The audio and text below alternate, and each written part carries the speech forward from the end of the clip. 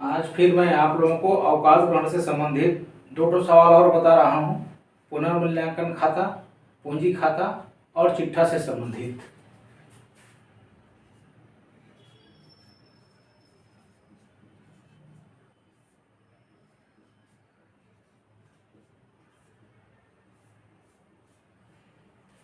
ठीक है,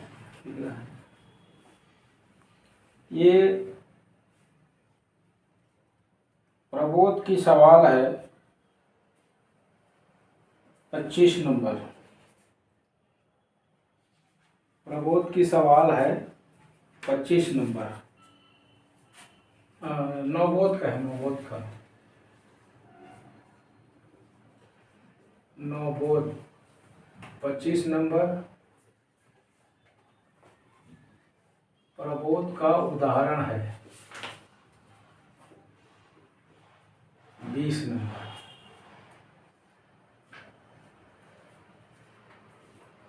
चिट्ठे का योग है 84,000। ये सवाल है, अच्छा से समझना है। ठीक है। रवि, सोम और मंगल 2:3:5 के अनुपात में लाभ हानि बांटते हैं। उनका चिट्ठा 31 दिसंबर 7 को निम्नांकित है। चिट्ठे का योग है 84,000। चिट्ठा के दायित्व पक्ष में सामान्य संचय 18,000, लेनदार 12,000, पूंजी है रवि का 20,000, सोम का 18,000, मंगल का 16,000। संपत्तियां हैं भवन 40,000, फर्नीचर 20,000, देनदार 15,000 और रोकड़ 9,000। 1 जनवरी 8 को मंगल अवकाश ग्रहण करता है। निम्नांकित को ध्यान में रख करके लाभ हानि समायोजन खाता तथा पूंजी खाता बनाइए। पहला, भवन व फर्नीचर में 5% की वृद्धि। दूसरा, देनदारों पर 10% अशोध्य ऋण संचय। तीसरा, लेनदारों पर 5% कटौती। चौथा, वैधानिक व्यय 200 रुपये। ये सवाल है आपका रवि, सोम, मंगल।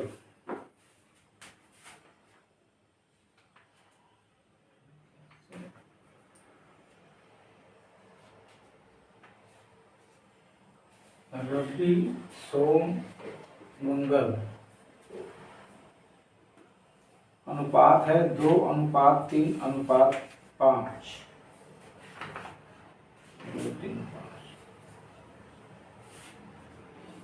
2:3:5।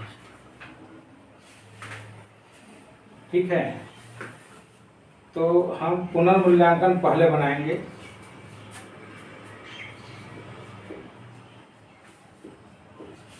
पुनर्मूल्यांकन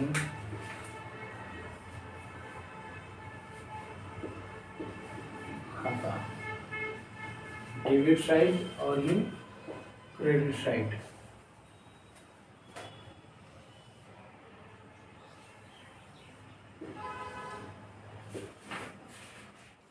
विवरण राशि, विवरण राशि। ठीक है भाई। फर्नीचर, भवन और फर्नीचर में 5% की वृद्धि। भवन और फर्नीचर में 5% की वृद्धि क्रेडिट में जाएगा। भवन खाता को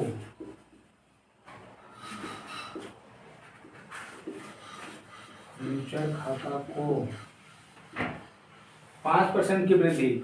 भवन है 40,000, 40,000 का 5% 2,000।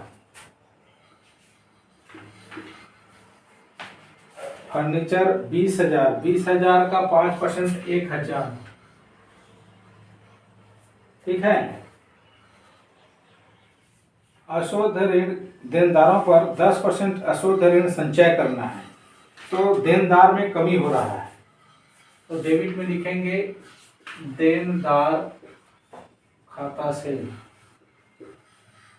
10% बोला है। देनदार है 15,000, 15,000 का 10% 1,500। फिर लेनदारों पर 5% कटौती। लेनदारों पर 5% कटौती माने जो हमारा दायित्व है वो कम हो रहा है, तो क्रेडिट में लिखेंगे लेनदार खाते को लेनदार है 12,000, 12,000 का 5% 600 रुपया। और है एक वैधानिक व्यय 200 रुपये।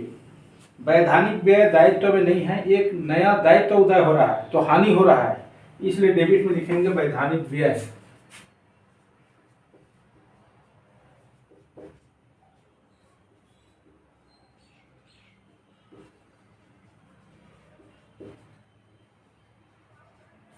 यहाँ लाभ हो रहा है, जोड़ देता हूं तो एक 3,600, 3,600 क्रेडिट का योग है।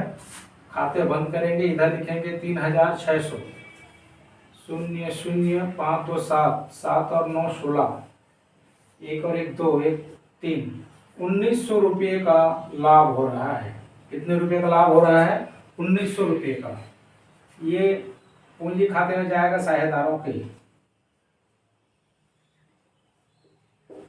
पूंजी खाता से रवि, सोम, मंगल, ये तीनों में हम बांटेंगे इनके अनुपात में, इनके अनुपात में बांट देंगे। तो बांट दे रहा हूं,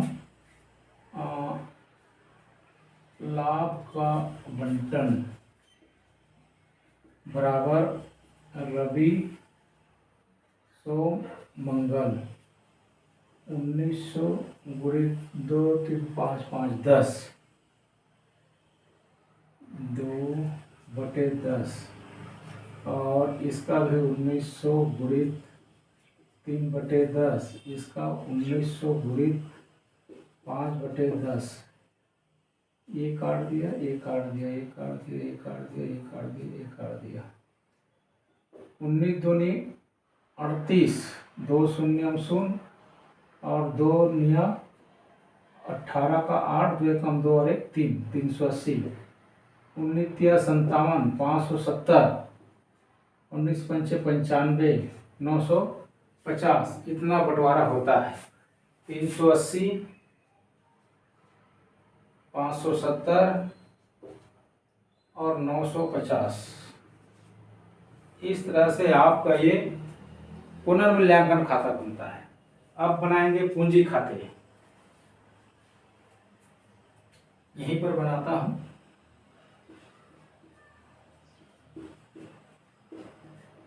साझेदारों के पूंजी खाते,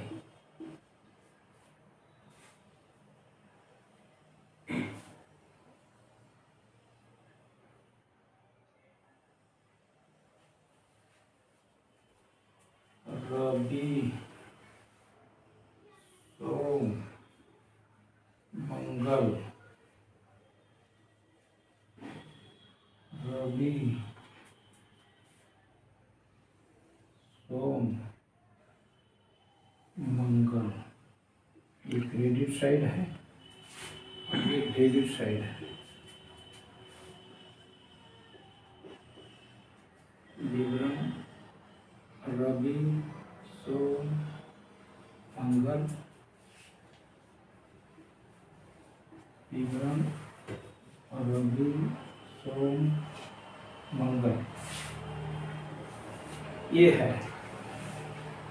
मंगल अवकाश ग्रहण करता है, मंगल अवकाश ग्रहण करता है। मंगल का हिस्सा 5/10 है।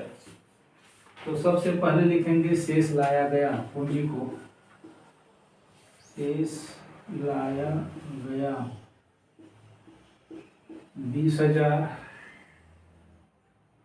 18,000, 16,000, 18,000, 16,000। फिर पुनर्मूल्यांकन का लाभ, पुनः मूल्यांकन लेखा को 380, 570, 380, 570, 950। इसके बाद इसमें सामान्य संचय है 18,000, उसको भी बांटेंगे। सामान्य संचय खाता को 18,000 को बांट देंगे। सामान्य संचय 18,000 गुणित 2/10 बराबर ये कर दिया 18 दूनी 3600 रुपया होता है और 18,000 गुणित 3/10 18 तिया 54 5,400 18,000 गुणित 5/10 18 पंचे 90 9,000 रुपये ये बनता है। इसका बना 3600 3,600 5,400 इसका 9,000।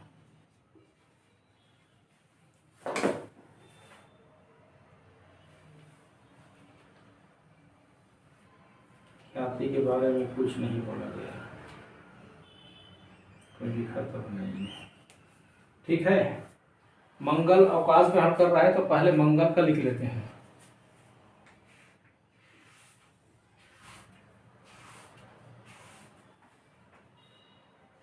नौ 950 9 6 15 1 और 1 2 ये 70 5 4 9 8 5 13 2 80 3 6 9 3 2 मंगल को 25,950 रुपये देना पड़ेगा। तो देने का तो नहीं है, इसलिए उसके ऋण खाते में ट्रांसफर कर दें। आर और एस उसको ऋण के रूप में अपने व्यापार में रखेंगे, उससे बाद में पैसे देंगे वो लोग। ठीक है, तो यहाँ लिखेंगे ऋण खाता। ऋण खाता से मंगल के कॉलम में 25,950 25,950 इनका लिखेंगे शेष ले गए, शेष ले गए 23,980 23,980 और 23,970 23,970 और बराबर योग कर देंगे 25,950 23,970 23,980। इस तरह से आपका यह पूंजी खाता बन जाता है। ठीक है, तो इस तरह से ये सवाल बनेगा। प्रबोध के पुस्तक वाले उदाहरण 20 को देखना, नवबोध वाले क्वेश्चन नंबर 25 देखना। ठीक है, पहले पुनर्मूल्यांकन खाता बनाया गया है, फिर पूंजी खाता। लाभ पुनर्मूल्यांकन से लाभ हुआ, उसका बंटवारा यहाँ किया गया है अनुपात में उनके। उसके बाद सामान्य संचय 18,000 का है, उसको भी सामान्य संचय को उनके अनुपात में बांट दिया गया है, उसी प्रकार से दर्शाया गया है, दिख रहा है। ठीक है, अब मैं बताता हूँ सवाल आपको 27 नंबर भी बताता हूँ। ठीक है, एक सवाल और बताता हूँ 27 नंबर, जो प्रबोध की पुस्तक में उदाहरण 22 है। उदाहरण 22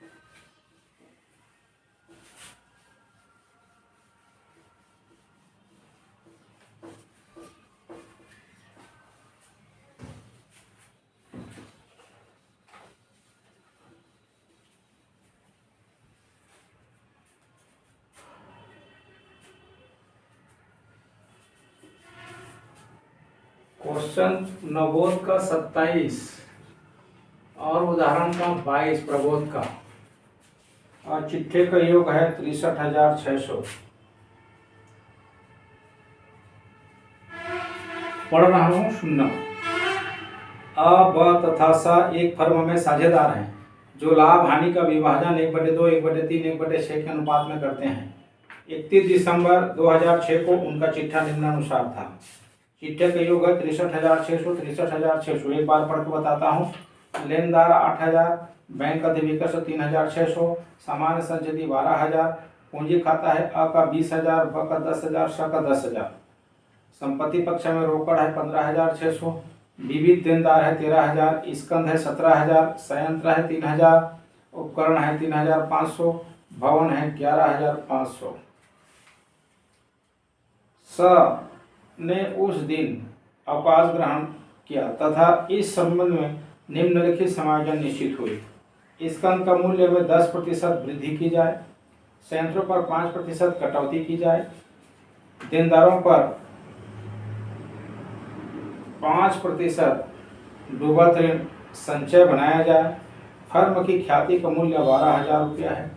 आपको 31 दिसंबर 6 को निम्नलिखित खाता बनाना है। पुनर्मूल्यांकन खाता, पूंजी खाते और स को रकम चुकाने के बाद फर्म का चिट्ठा भी बनाना है। तो बड़ा सवाल है।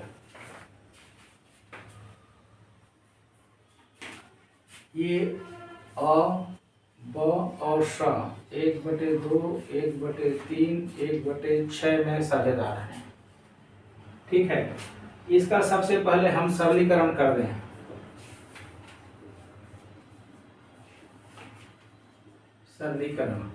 सरलीकरण 2, 3 और 6 का लघुत्तम आ जाएगा 6। कितना आ जाएगा? 6।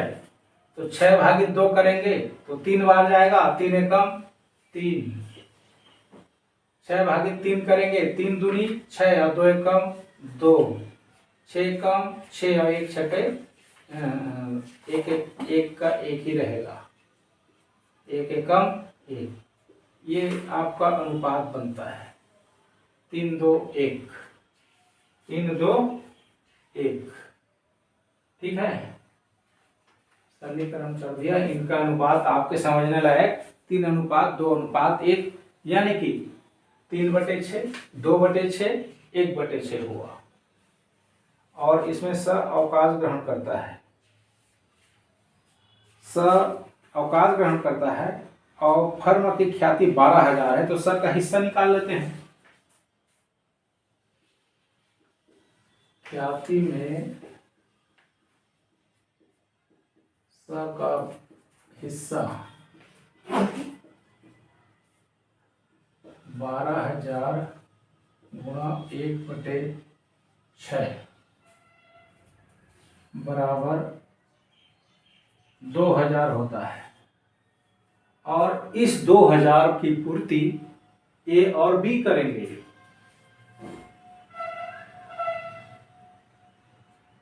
ये देगा कितना? 2,000 गुणा, बचे कितने? 3 और 2, 3 और 2 5, 3/5, 5 एकम 5 चौक 20 बराबर 1,200। बी का हिस्सा 2,000 गुणित 2/5 बराबर 800। ये दोनों ऐसे पूरा करेंगे इसको, ख्याति को। ठीक है। अब बनाते हैं हम पुनर्मूल्यांकन खाता।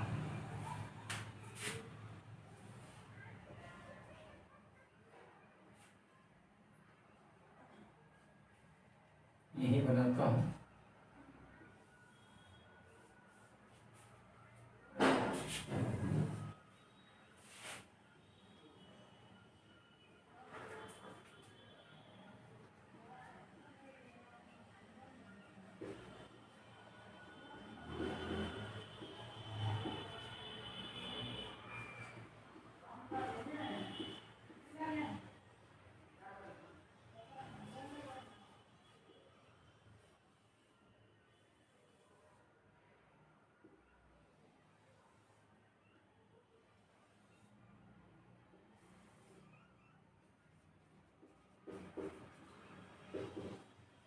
फार्मूला जरूर, फार्मूला में सवाल बनेगा तभी नंबर मिलेगा, नहीं तो नहीं मिल पाएगा ना।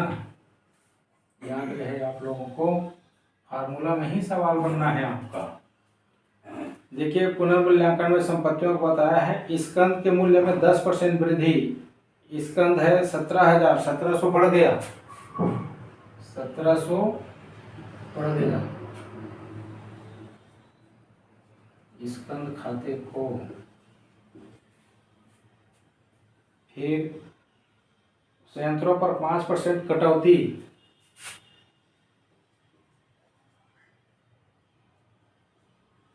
संयंत्र खाता से 5% कटौती। संयंत्र है यहाँ पर 3,000 का 5%, 150, 150। फिर देनदारों पर 5% डुअल रेट संचय बनाया जाए। देनदार में कमी हो रहा है, देनदार खाता से देनदार में 5%। देनदार है यहाँ 13,000, 13,000 का 5%, 650,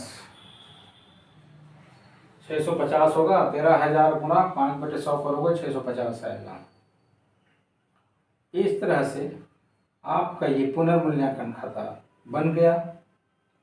जोड़ घटाव कर देते हैं। ये 1700,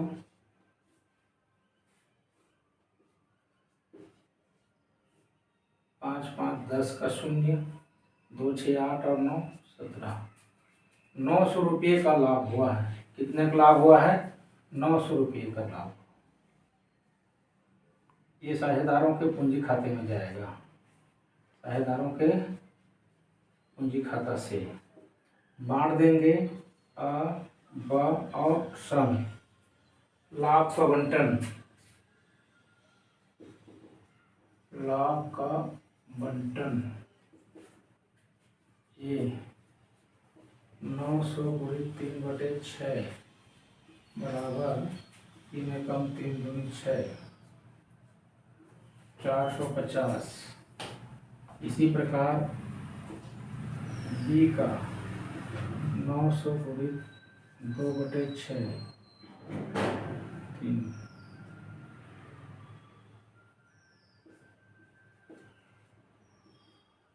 3 किया 900, 300। सी का हिस्सा 900 गुणित 1/6 बराबर 150 रुपये। ये आता है 450,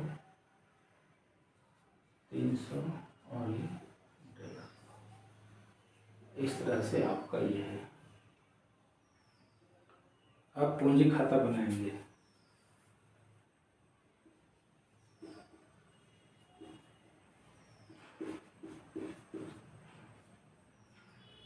साझेदारों के पूंजी खाता।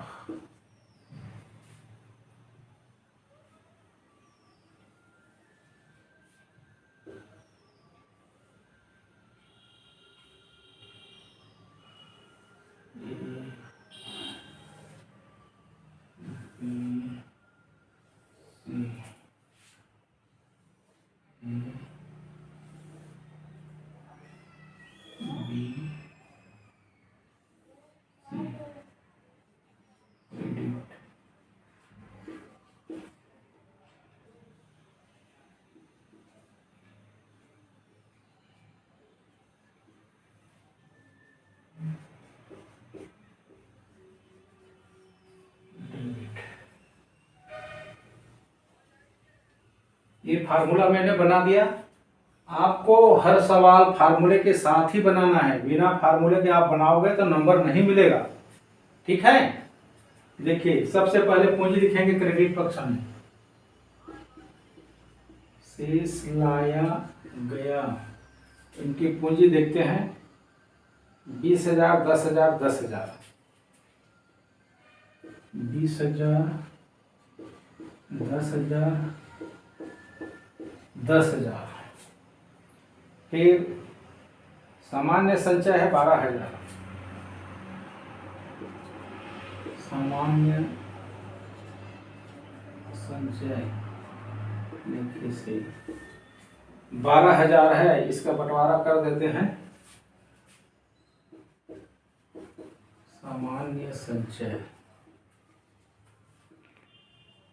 ये 12,000 गुणे 3/6 बराबर 6,000। बी 12,000 गुणे 2/6 बराबर 6 दूनी 2 दूनी 4,000। सी 12,000 गुणित 1/6 बराबर 2,000। ये 6,000 4,000 2,000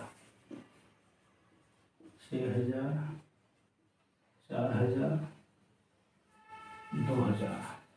फिर पुनर्मूल्यांकन का लाभ बांटेंगे। पुनर्मूल्यांकन लेखा को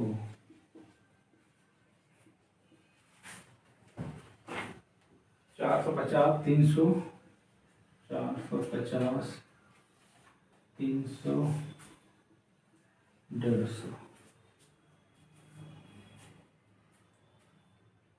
अब ख्याति को वहां समझाया हूं, ख्याति ये लोग भरेंगे तो एक पूंजी खाता को ये देगा सबको 1200, बी के पूंजी खाता को ये देगा सी को 800। उसको यहाँ लिखेंगे सी के पूंजी खाता से ये दिया 1200, ये दिया 800। ठीक है।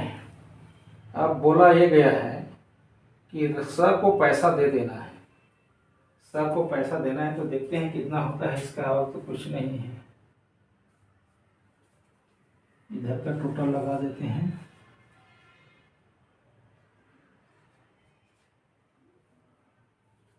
3 और 8 11, 3 1 4,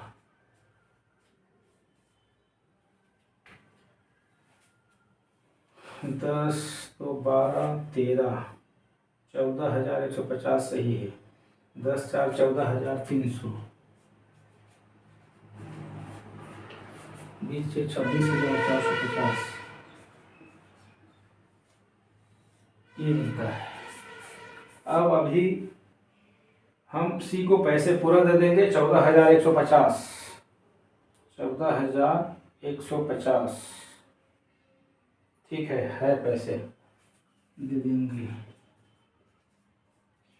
रोकड़ खाता से 14,150, बाकी का शेष मिलेगा, शेष ले गए।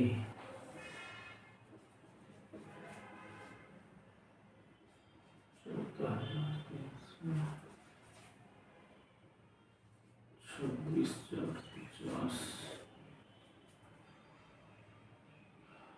0 0 8 5 13 1 3 4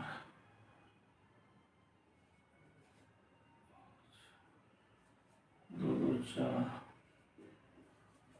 ये बैलेंस है और ये इसको 14,150 रुपये दिया गया। 14,150 होता है, यहाँ गलत शरत दिया है उत्तर। ठीक है। अब हम चिट्ठा बनाएंगे, तो चिट्ठा बनाने के लिए मिटाना पड़ेगा।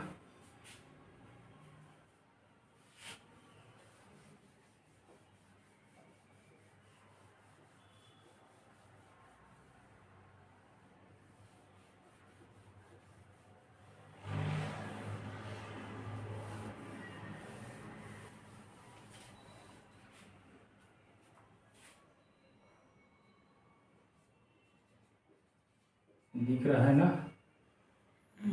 हाँ, दिख रहा है।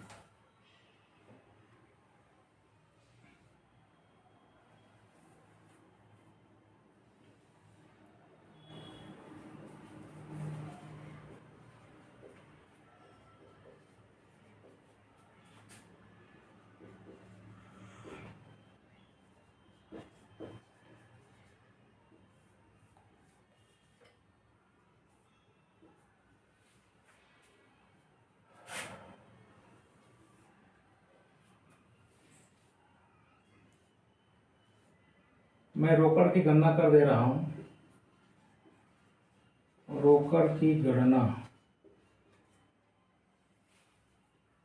पहले से रुपया है व्यापार में 15,600, 15,600 है। अभी हमने चुका दिया 14,150, ऋण 14,150 दे दिए। 5 में गया 4, 1, ये शेष बचा अभी 1450 रुपया रोकड़ बच रहा है। लिखता हूँ इधर रोकड़ 1450। फिर देनदार,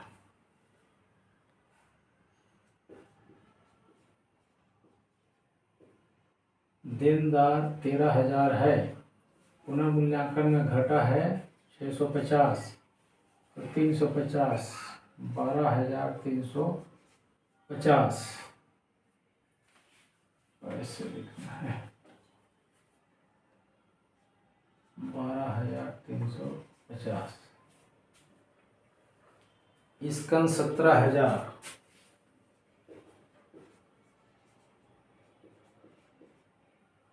17,000। इसमें इसकन का दाम बढ़ गया है 1,700, तो 18,700 हुआ।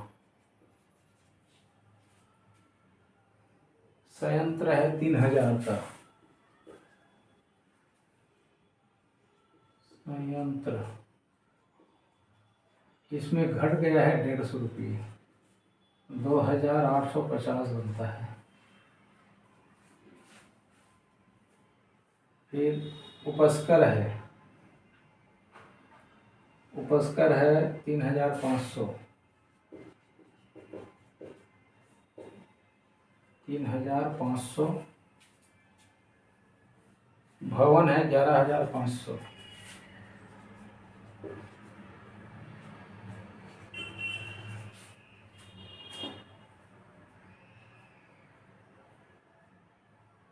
ठीक, इधर है लेनदार,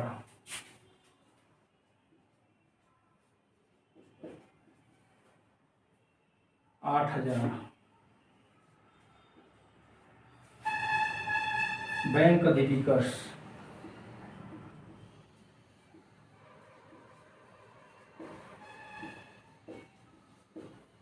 बैंक अधिविकर्ष 3,600 का है, 3,600। सामान्य संचय बांट दिया, पूंजी आएगा। अब पूंजी है ABC, ये है, ये पूंजी अब लिखा जाएगा 25,250, 13,500। 25,250 और 13,500। इसका तो नहीं है, इसका पैसा देके हिसाब बराबर कर दिए, केवल 2 जने का पूंजी है। ठीक है, देखता हूँ कितना आता है। 5, 5, 10, 5, 15, 15, 5, 3, 8, 7, 15, 15, 8, 23, 23, 5, 28, 28, 5, 33, 3, 1, 4, 2, 6, 8, 14, 2, 16, 16 और 3, 19, 20, 3, 4, 5, 50,000।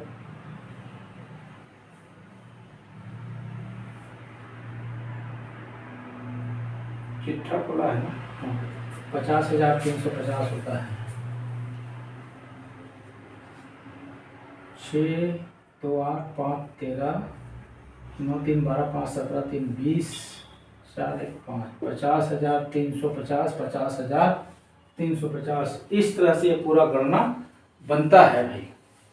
आप लोगों को मेरा गणित पढ़ाना, अकाउंट पढ़ाना समझ आता हो, पसंद आता हो तो मेरे चैनल को ज़्यादा से ज़्यादा आप सब्सक्राइब करें और करवाएं और लाइक करें। और कोई कठिनता हो तो कमेंट में लिखें, ज़रूर मैं बताऊंगा। ठीक है, आज के लिए इतना ही।